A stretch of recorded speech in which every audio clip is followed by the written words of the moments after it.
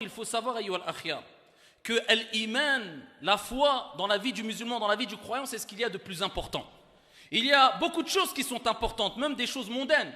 Dieu ne nous a pas dit d'abandonner la vie d'ici-bas, mais si on réunit toutes les choses dans la vie du croyant, ce qu'il y a de plus important pour la vie du croyant, comme on le sait toutes et tous, c'est l'iman, la foi.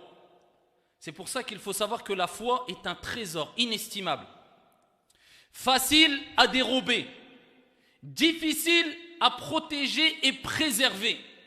Donc préserve ta foi, ya Abdallah. À toi de préserver au mieux ta foi, l'iman. Ça ne s'achète pas avec de l'argent. Ça ne se gagne pas avec une seule action. Ça se travaille, ça demande beaucoup d'efforts pour fortifier sa foi, faire grandir sa foi. Donc ne gâche pas tout quand tu as fourni beaucoup d'efforts. Car on sait très bien qu'une personne peut accomplir énormément d'actions qui vont faire augmenter sa foi tout au long de sa vie, et à un moment, eh bien, tout va partir en l'air à cause de X ou Y raisons. Plusieurs raisons peuvent intervenir. Donc, personne n'est à l'abri, et quand tu ressens ici une augmentation de foi, où tu sens que tu as la foi, préserve-la. Et le prophète, alayhi salatu wassalam, parmi les invocations qu'il disait, qu'il citait le plus lui-même, pour nous rappeler que personne n'est à l'abri de voir sa foi diminuer plus que cela, de voir sa foi disparaître complètement. Alors certains se mettent à rire quand ils voient quelqu'un qui a abandonné la religion, qui ne prie plus ou qui a changé de religion. Certains disent « Oh là là, regarde ce qu'il a fait ». Personne n'est à l'abri ici de voir sa foi disparaître et de prendre un autre chemin.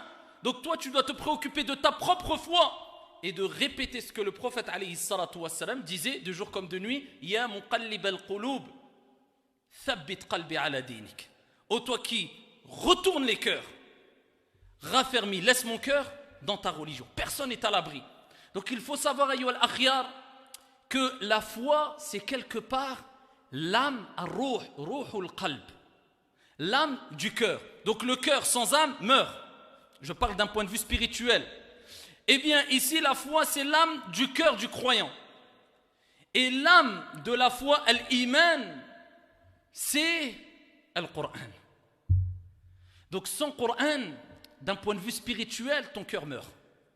Donc ici, a fortiori, le Coran, ici, s'il n'est pas présent dans le cœur du croyant, eh bien le cœur spirituel du croyant meurt.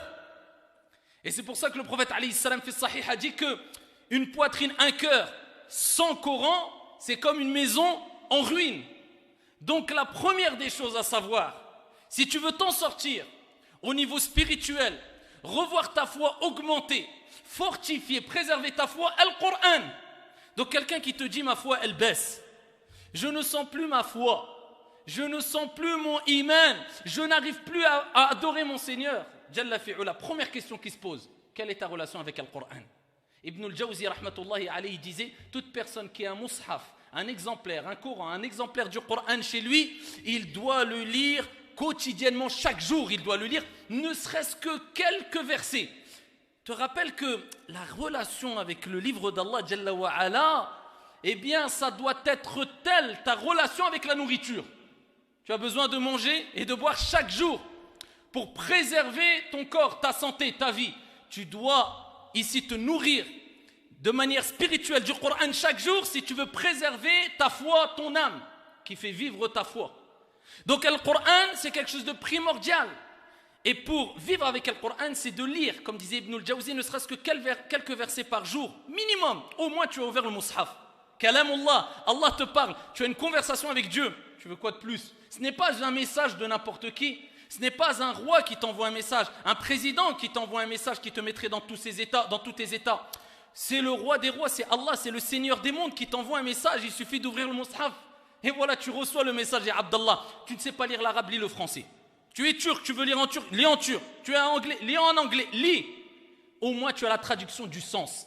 Mais le mieux est de lire en arabe. Apprends l'arabe, concentre-toi dans la lecture arabe. Savoir réciter le Coran correctement. Les bases du tajwid, au moins tu ouvres, même si tu lis doucement. Chaque lettre, tu as 10 hasanat. Tu as des centaines de hasanat en lisant 2 lignes du Coran, des centaines. Des milliers de hasanat en lisant 2-3 pages. Tu veux quoi de plus, ya Abdallah? Donc ici, il dit, ne serait-ce que de lire quelques versets chaque jour afin de ne pas faire partie des gens qui ont abandonné le Coran. Car il y a des gens qui ont abandonné le Coran. pour faire partie des gens qui n'ont pas abandonné le Coran, au minimum, lis quelques versets par jour.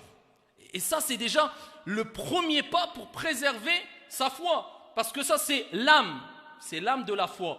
Quelle est la preuve qui nous rappelle que le Coran, c'est l'âme de la foi? Donc la foi sans âme, sans Coran, il n'y a plus de foi.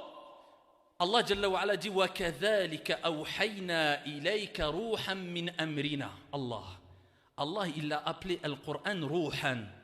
Et c'est ainsi, on t'a révélé une âme, un esprit provenant de notre ordre.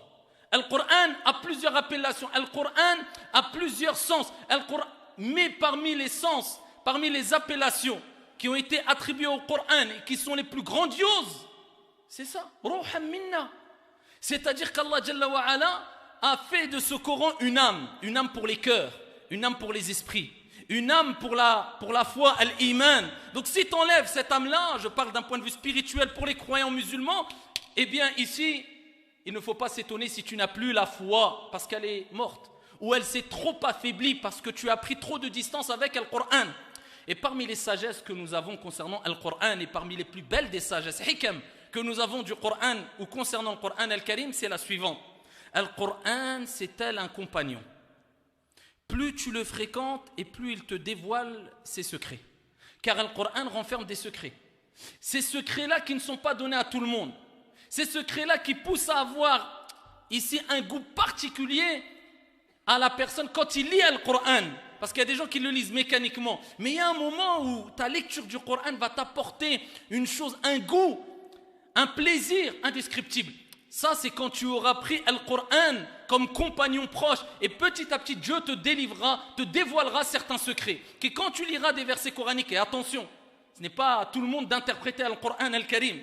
Il faut lire le Coran, regarder le sens de la traduction. Et pour l'explication du Coran, il faut qu'il y ait une personne qui te permette de comprendre le Coran à la lumière des qawa' et des règles établies pour expliquer le Coran al-Karim tout en prenant en considération notre époque, notre situation, mais sans bafouer les principes fondamentaux de la lecture du Coran.